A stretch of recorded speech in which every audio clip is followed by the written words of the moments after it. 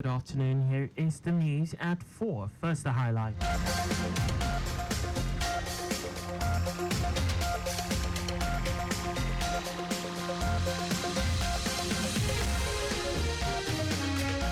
Island Club commends Governor Sanwo-Olu's developmental stride in Lagos State. Federal government resumes mass trial of terrorism suspects. On the quarantine, Kenya's president names opposition figures in new cabinet amid crisis. And in sports, Edo Queens to face Ghana, Burkina Faso, Niger Republic representatives in Group B of Confederation of African Women's Champions League qualifier. And now the details. I am Akan Usen.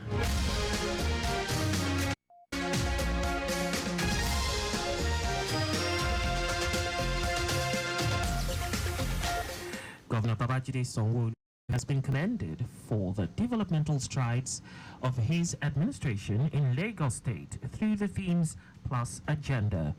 Newly elected chairman of Island Club, Rotimi Martins, who stated this when he led other executive members to pay a courtesy call on Governor Sanwo-Olu at the Lagos House Ikeja, noted that all these efforts are pointers to inclusiveness and a vibrant future for the state. Martins, who informed the governor, who is the patron of the club, on the various activities and intervention projects embarked upon, said an infrastructural renewal fund has been launched to further solidify the identified projects.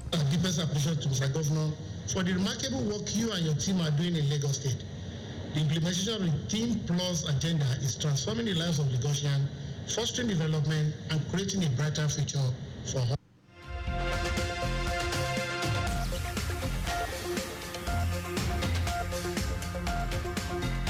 In his response, Governor Sanwo-Olu, who was represented by his Chief of Staff, Tayo Ayinde, congratulated the new executive members of the club and lauded all their initiatives, promising government's continued support towards the club. I want to welcome you to Lagos State Government on behalf of your patron, who will have loved to be here to receive these new formed executive members of this great club. Island Club is a very, very important club in Lagos State, and it's one of the oldest multinational clubs in Nigeria. Gifts were presented to the delegation as a sign of the hospitality nature of the state. Lagos State government has charged tradesmen and artisans to synergize at their workplaces to achieve the objectives of the Lagos State Council of Tradesmen and Artisans. Permanent Secretary, Minister of Wealth Creation and Employment, Biodun Onoyeli, gave the admonition at a training program on alternative dispute resolution ADR organized for tradesmen and artisans. Onoyeli stated that it is important for artisans to become agents of change in mediation cases and to also cascade the benefits of the training session to the public. In her remark, the Director, Legal Unit in the Ministry, Bukola Akoni, noted that the training is important to enhance a good working relationship among artisans of various associations. She implored artisans to embrace alternative dispute resolution as a strategy for procedures of resolving civil or commercial disputes without resorting to litigation, which can be expensive, cumbersome, and time-consuming. The Lagos State chapter of the All Progressives Congress APC has joined other well-meaning Nigerians appealing for peace to reign in the country at this period. In a statement, Lagos APC spokesperson Sheye Oladejo, while acknowledging that peaceful protests are an integral component of democratic governance, expressed concerns about the predictable attendant violence and loss of lives and property. According to the statement, the mass destruction of public and private assets during the NSAS protests, which started as a harmless demonstration, remains fresh in memory. The party charged the government at the federal, state and local levels to remain sensitive, attentive, receptive and responsible to the yearnings of the teeming population, most especially the youth, in order to continue to engender confidence and uphold its onerous constitutional responsibility to protect the lives and property of all and sundry. He said the party takes solace in the assurance that patriotic Nigerians will not be deceived into avoidable carnage by people with ulterior motives. And now to the rest of the stories. The National Counter-Terrorism Center, Office of the National Security Advisor, NCTC-ONSA, says the government has resumed mass trials of terrorism suspects in the country. Head of Strategic Communications, NCTC-ONSA, Abu Michael, said the trial will be conducted in line with the international criminal justice system. Michael stated that at least 300 suspects are on trial, with 5 judges presiding over the 5 courts and chambers established for the swift administration of justice. He added that the suspects were being represented by lawyers from the Legal Aid Council of Nigeria.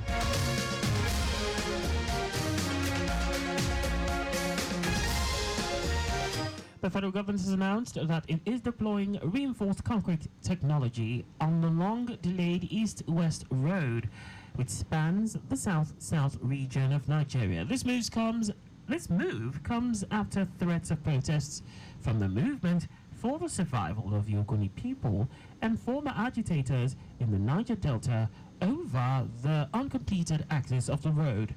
In a statement, Minister of Works David Umahi stated that the government is committed to ensuring that segments of the road does not fail again. He explained that the use of reinforced concrete technology would end pavement failures and years of infrastructural neglect on the highway.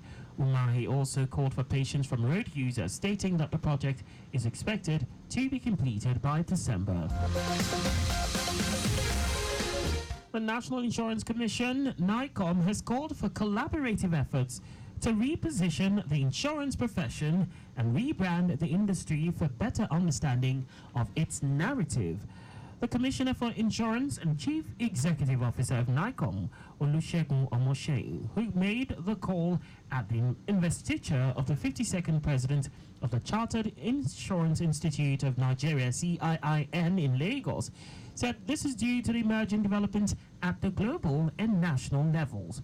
Omoshe affirmed commitment to promote a robust, resilient, strong, and stable insurance industry that contributes to the economic stability and growth of Nigeria, with the renewed hope agenda of President Bola Tinubu and his goal of growing the Nigerian economy to $1 trillion by 2030. Leadership in the insurance sector is more critical now than ever before, as we navigate a world of significant economic challenges and great opportunities.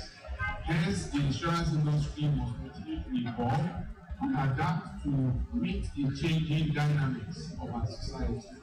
As we celebrate this momentous occasion, it is important to reaffirm our collective commitment to promoting a robust, resilient, strong, and stable insurance industry.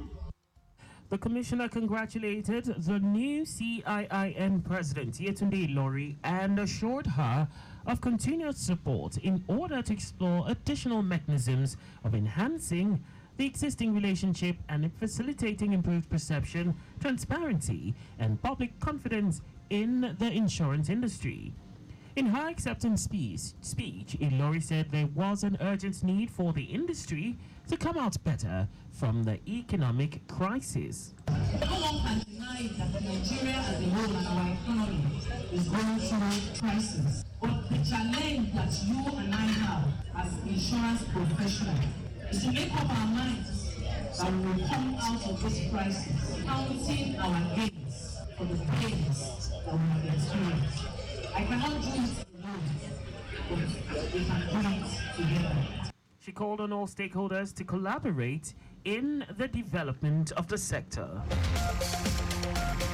And now to foreign news. Kenya's President William Ruto has appointed 4 members of the main opposition party as part of a new cabinet as protests continue to rock the East African nation.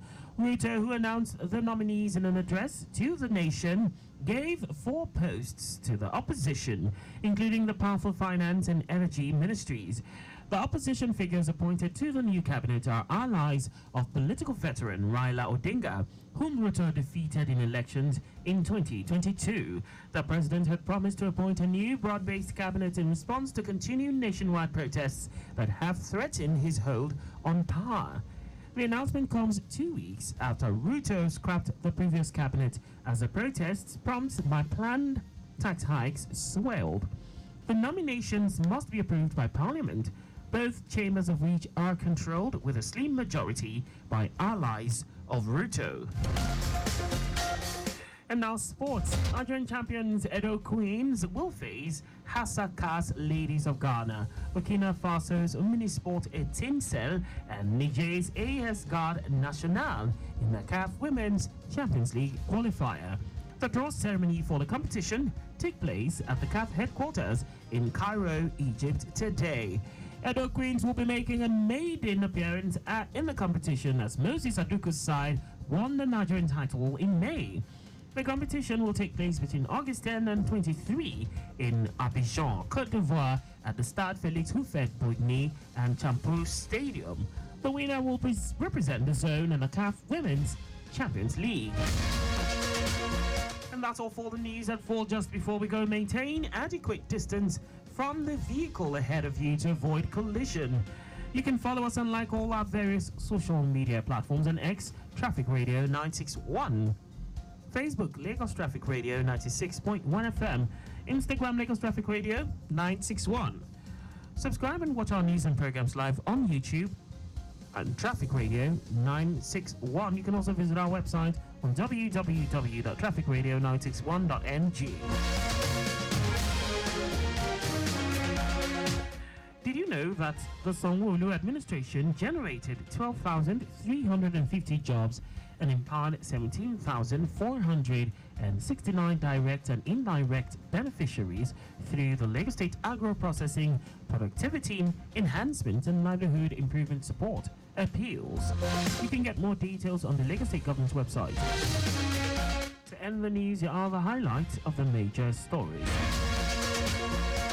Governor Babajide Sanwo-Olu has been commended for the developmental strides of his administration in Lagos State through the Themes Plus agenda. The National Counter-Terrorism Center, Office of the National Security Advisor, says the government has resumed mass trials of terrorism suspects in the country. We also told you that Kenya's President William Ruto has appointed 4 members of the main opposition party as part of a new cabinet as protests continue to rock the East African nation. And in sports, Nigerian champions Edo Queens will face Hasaka's Ladies of Ghana, Burkina Faso's Omnisport Etincelle, and Niger's AS Garde Nationale in the CAF Women's Champions League qualifier. For contact with the newsroom, please send a message to info@trafficradio961.ng. And that ends the news broadcast compiled by Abiola Fagboladu. I am Akan Usen. Thanks for listening and please stay safe. Good afternoon.